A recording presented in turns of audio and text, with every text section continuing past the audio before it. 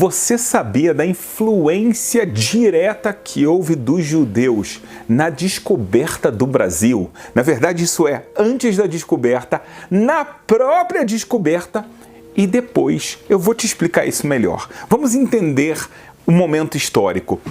Portugal e Espanha são duas grandes potências que querem expandir o seu mercado. Eles já conheceram as Índias, já conhecem a Ásia e assim por diante. Eles já viram que eles conseguem ganhar muito dinheiro. Eles imaginam que o mundo é muito maior do que isso. Nesse tempo, o principal meio de transporte para lugares muito afastados eram os barcos, a navegação marítima, assim era feito. Só que para isso havia muitos perigos. Os barcos tinham que ser muito bem construídos, eles não podiam se perder no caminho e assim por diante. Então começou uma busca por novas tecnologias e conhecimentos. Por exemplo, cartografia. Eles precisavam saber onde estavam os países que eles conheciam, como eram os oceanos e assim por diante, né? Eles queriam entender a astronomia, porque muitas vezes as pessoas que estavam nos barcos, os comandantes dos barcos, eles se baseavam em estrelas, se baseavam no que eles viam nos céus. Então era muito importante um conhecimento astronômico. A gente vai ter também artefatos como o astrolábio que vão ajudar na navegação. Eu ainda não parei. Você precisa de conselheiros para saber se você está tomando a decisão correta. Você precisa de pessoas que vão financiar essas aventuras, porque realmente, no final das contas, há um risco muito grande de você botar muito dinheiro e voltar de mãos abanando, porque não encontrou nada, porque se perdeu, porque todas as naus naufragaram e assim por diante. E exatamente em todas essas áreas que eu falei, os judeus eram especialistas. Os judeus, eles eram especialistas em cartografia, em astronomia. A gente já vê escritos, por exemplo, do Narmânides e antes disso, de pessoas que já conheciam essas ciências muito bem. Agora, esses judeus se aperfeiçoaram ainda mais, que a gente está numa época com muita discriminação religiosa. Então, os judeus estão buscando uma forma de sobreviver. Muitos países proíbem eles de serem comerciantes, de terem pedaços de terra, de que eles vão viver. Então, cada lugar tinha as suas regras. Tinha lugares que eles podiam ser comerciantes, não podiam ter terra. Podiam emprestar, mas não podiam fazer alguma outra coisa. Então, dentro dessa criatividade e de uma capacidade especial, então os judeus, uma das coisas que eles fizeram foi preparar todas essas viagens marítimas. Então eles ensinavam cartografia, astronomia, financiavam essas expedições e também tinham intérpretes. Imagina só, vai chegar num novo país, num novo continente, portugueses e espanhóis, como é que eles vão falar com o povo local? Para isso existiam também intérpretes. Então, se agora a gente entra na hora do descobrimento do Brasil, que por acaso nada teve de fortuito. Portugal estava concentrado nisso, por isso ele preparou pessoas como Pedro Álvares Cabral, Bartolomeu Dias e outras pessoas muito capazes, tá, para poder fazer essas travessias marítimas tão grandes e perigosas. Então, na verdade, eles sabiam muito bem o que eles estavam fazendo. Pedro Álvares Cabral, na sua própria embarcação, tinha um judeu claramente muito famoso. O nome dele era Gaspar da Gama. Sabe por que esse era o nome dele? Ele era judeu. A gente não pode esquecer que a gente está na época da Inquisição, a época em que os judeus estão sendo assassinados, torturados ou expulsos pela igreja. Então, muitos deles, com esse medo terrível, alguns conseguiram fugir, outros, muitos, milhares, foram assassinados, outros fizeram uma conversão para os olhos de fora, chamados de cristãos novos. Então, um desses cristãos novos era Gaspar da Gama. Da onde ele ganhou esse nome? De um famoso navegador, que é o Vasco da Gama. Falou, você é judeu, então vamos lá, você se converteu? Adota o meu nome, vai pegar o da Gama, bota Gaspar, somos amigos. Então Gaspar da Gama, ele estava exatamente no barco junto com Pedro Álvares Cabral. Ele era chamado de Olingo. O que é isso? A pessoa que vai falar a língua dos nativos. Ele era um intérprete. Então ele fez um papel fundamental. Existiam outros judeus até que escreveram diários nessas primeiras viagens que vinham de Portugal para o Brasil. Aqui a gente sabe que o Brasil foi descoberto pelos portugueses, então a gente vai se concentrar nessa parte, não vou falar dos espanhóis, que já é outra história, que vão estar em outra parte, né, da América do Sul, mas no Brasil é importante saber que os judeus, eles estão em Portugal, muitos deles saíram da Espanha, porque na Espanha a Inquisição começou antes e foi muito mais feroz. Já em 1497, em Portugal, a gente vai falar que realmente a Inquisição começou forte em 1536 e é claro que você lembra quando é que o Brasil foi descoberto, 1500, então levou um tempo. Então os judeus portugueses tinham uma determinada autonomia, eles podiam fazer muitos trabalhos, então eles faziam parte do descobrimento que Portugal tem um interesse. Não somente isso, eles estão fugindo, eles têm medo, eles sabem que alguma hora a Inquisição vai chegar em Portugal, tá claro para eles. Então, já em 1503, no comecinho da colonização do Brasil, eles são escolhidos para ser aqueles que vão comercializar as madeiras do Brasil. Então é criado uma espécie de uma empresa comercial brasileira para trazer o pau-brasil e outras madeiras do Brasil para a Europa. Quem é que vai fazer esse trabalho? Quem sabe fazer esse comércio? Então os portugueses decidiram dar para, é claro que não podia ser oficial falar os judeus, então para esses cristãos novos que são muito capazes e nós precisamos muito deles porque essa terra não está colonizada. E aqui entra um fato muito interessante. A Inquisição, que como eu falei anteriormente, ela aos pouquinhos chega em Portugal, ela fecha os olhos para o que está acontecendo no Brasil. Por quê? Porque o rei fala, olha só, eu preciso deles.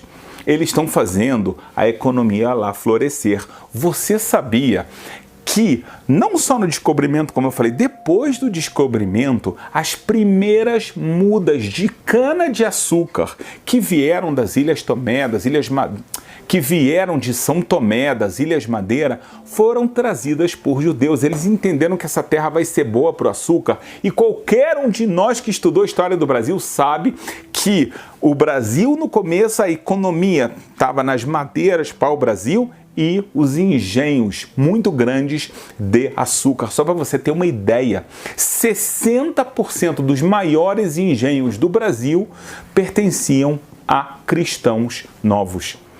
Esses cristãos novos estão vindo cada vez mais para o Brasil por dois motivos. Por um lado, existem muitas oportunidades de negócios, muitas oportunidades de ter um sustento, muitas oportunidades de investimento, ou seja, essa parte financeira tocou muito os judeus que estão proibidos de exercer uma série de profissões na Europa. Isso é número um. E é claro, 1536, a Inquisição ficou forte em Portugal. Então, cada vez estão os judeus mais fugindo de Portugal, da Espanha. Alguns foram para outros países, como a Jamaica, outros países até mais longínquos, e outros vieram parar no nosso abençoado Brasil. No Brasil, então eles cuidam muito da agricultura, da extração de madeiras. Então eles têm um sucesso e Portugal está feliz com isso. Nós estamos conseguindo colonizar o Brasil, estamos ganhando muito dinheiro com isso, então está dando tudo certo. Então até esse momento a Inquisição praticamente não chega no Brasil e esses judeus se sentem confortáveis. Sabe o quê? A não assumir a público, olha, na verdade eu sou judeu, toda aquela conversão que eu fiz por causa da Inquisição foi mentira. Mas eles faziam costumes judaicos claros, como eu vou te mostrar daqui a pouco.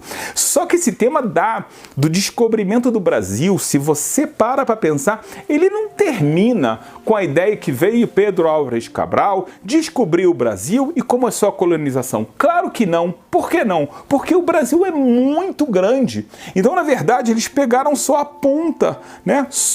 Agora eles descobriram que eu tenho uma costa muito grande, mas e tudo que tem dentro? Vamos descobrir todas as riquezas, tudo que pode ser explorado para dentro. Então começa aquela história dos bandeirantes. Aqui eu vou te contar a história de dois deles, dos mais importantes e famosos. Um deles era o célebre Antônio Raposo Tavares.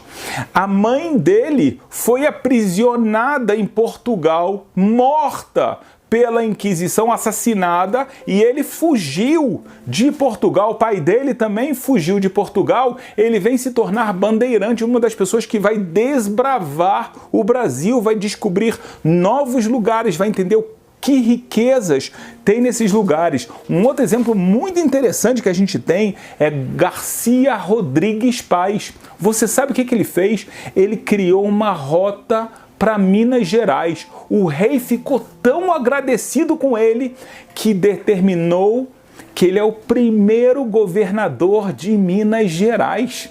Ele tentou se juntar à Ordem de Cristo para dar para ele um status ainda maior e foi negado porque a mãe dele, isso mesmo, era judia, então não podia aceitar isso. Ainda assim eles estão fazendo, como eu falei, todos os seus costumes.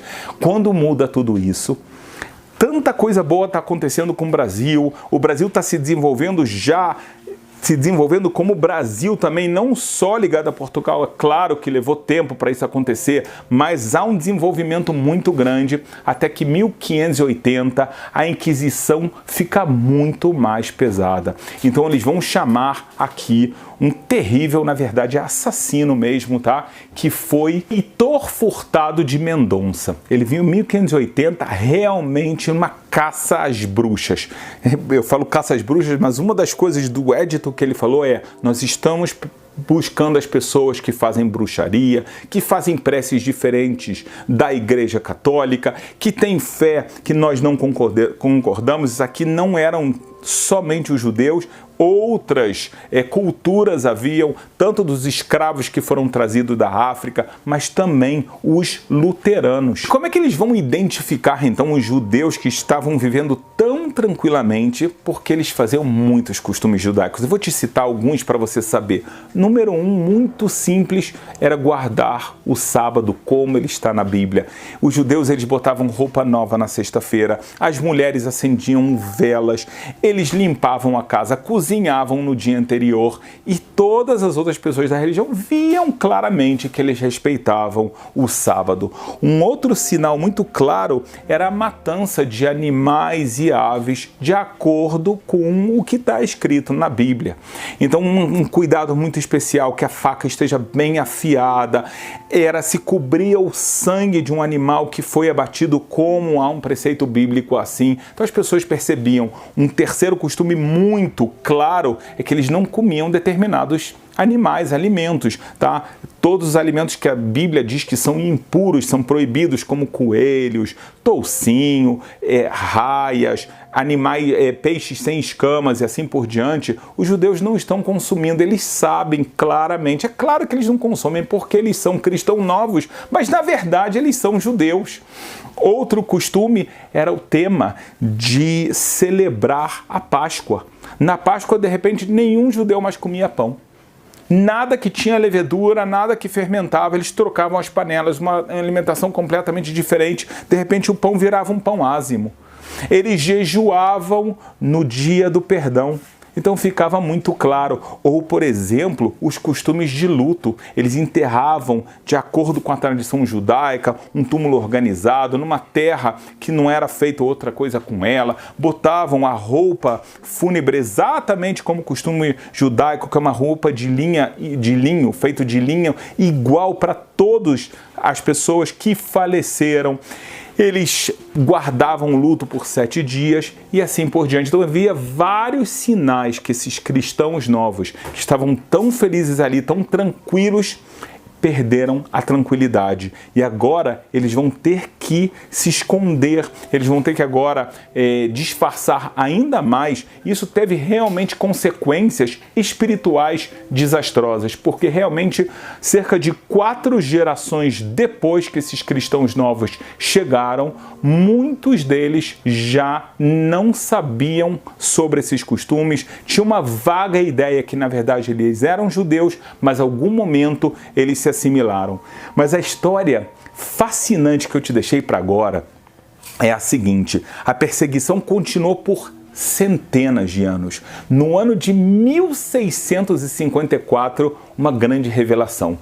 Um grupo de judeus que vivia em Pernambuco estava cansado das perseguições, queria viver como judeu, já não aguentava mais essa falsidade de ser um cristão novo. Sabe o que eles fizeram? Eles pegaram uma embarcação, é claro que não somente eles, e eles foram até uma cidade chamada Nova Amsterdã, que não é aqui na América do Sul, é na América do Norte. Você sabe o que é Nova Amsterdã? É a cidade de Nova York. Nesse momento, a cidade de Nova Amsterdã, Nova York, ela não era povoada. Simplesmente as pessoas utilizavam ela como um entreposto comercial. Iam, passavam um dia e saíam, não tinha praticamente nada. E você encontra hoje nos arquivos da prefeitura de Nova York que 23 judeus brasileiros que vieram com as suas famílias, seus filhos, eles se assentaram em Nova York, foram o primeiro grupo a se assentar em Nova York e ir lá construir essa cidade tão importante do mundo. Então, se a gente começou com o descobrimento do Brasil, de uma forma inacreditável, esse descobrimento do Brasil, com toda a ideia da Inquisição e as perseguições, na verdade levou ao povoamento e à criação realmente de uma cidade, a cidade de Nova York.